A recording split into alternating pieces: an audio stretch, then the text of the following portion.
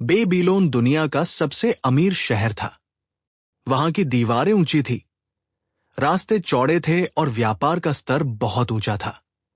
लेकिन वहां भी कुछ लोग गरीब थे, कुछ आम मजदूर जैसे हम और आप। एक दिन बंसीर नाम का एक बैलगाड़ी बनाने वाला आदमी अपनी अधूरी गाड़ी के पास बैठा था।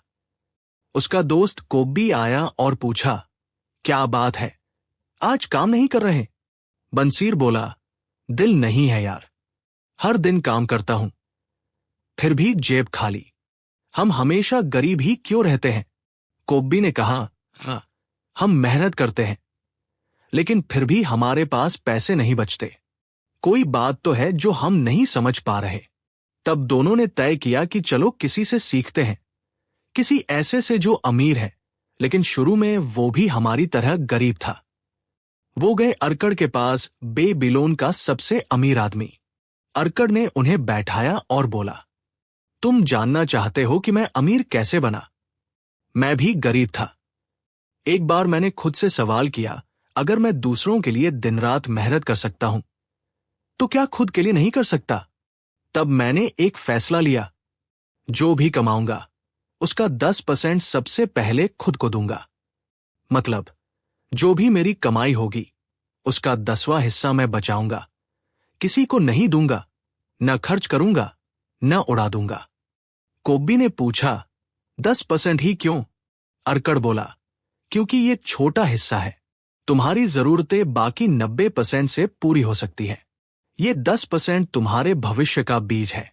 जब मैंने ये करना शुरू किया, शुरुआत में मुश्किल हुई, पर धीरे धीरे ये आदत बन गई। वो 10% जमा होता गया।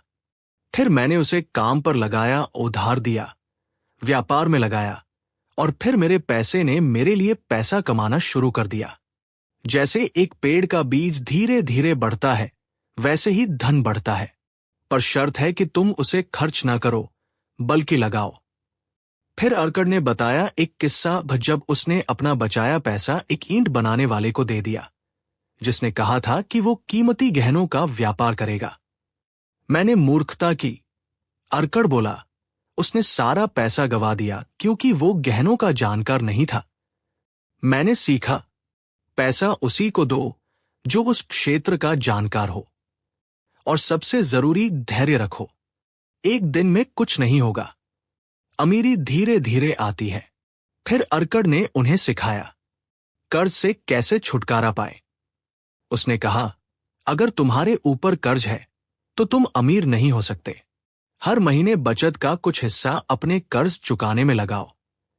धीरे धीरे तुम्हारा कर्ज खत्म होगा और तुम आजाद हो जाओगे। अरकड़ ने एक और कहानी सुनाई। एक आदमी था दबसीर। उसने बहुत कर्ज ले लिया, शौक के लिए, दिखावे के लिए। धीरे धीरे वो दास बन गया। पर एक दिन उसने खुद से कहा, मैं इंसान हूं, कर्ज का गुलाम नहीं। उसने काम किया, पैसा बचाया और एक एक कर अपने कर्ज चुकाए। वो फिर से सम्मानित आदमी बन गया। अरकड़ ने कहा, अगर तुम यही नियम अपनाओ, एक कमाई का 10% खुद को दो, 2 पैसे को काम पर लगाओ, 3 मूर्खों को पैसा मत दो, 4 कर्ज चुकाओ, 5 हर मौके को पहचानो, तो कोई नहीं रोक सकता तुम्हें अमीर बनने से। बंसीर और कोब्बी ने उसकी बात मानी। उन्होंने हर महीने 10% बचाया, कर्ज चुकाना शुरू किया, छोटे छोटे व्यापारों में पैसा लगाया। धीरे धीरे उनके जीवन में बदलाव आया। कुछ साल बाद बंसीर का खुद का बैलगाड़ी बनाने का व्यापार था। कोब्बी अब दरबारों में बंसी बजाता था, अमीरों के घर में।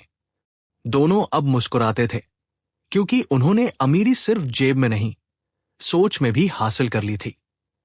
ये किताब हमें यही सिखाती है, अमीर वही होता है जो सोच से अमीर हो।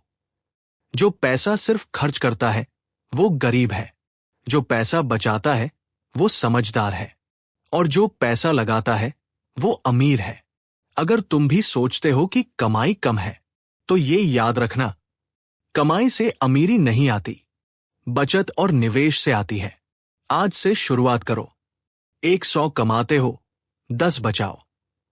धीरे धीरे वो 10 भी 100 बनेंगे, फिर 1000, फिर लाख, और फिर एक दिन तुम कहोगे मैं भी कभी गरीब था। फिर मैंने सोच बदल दी।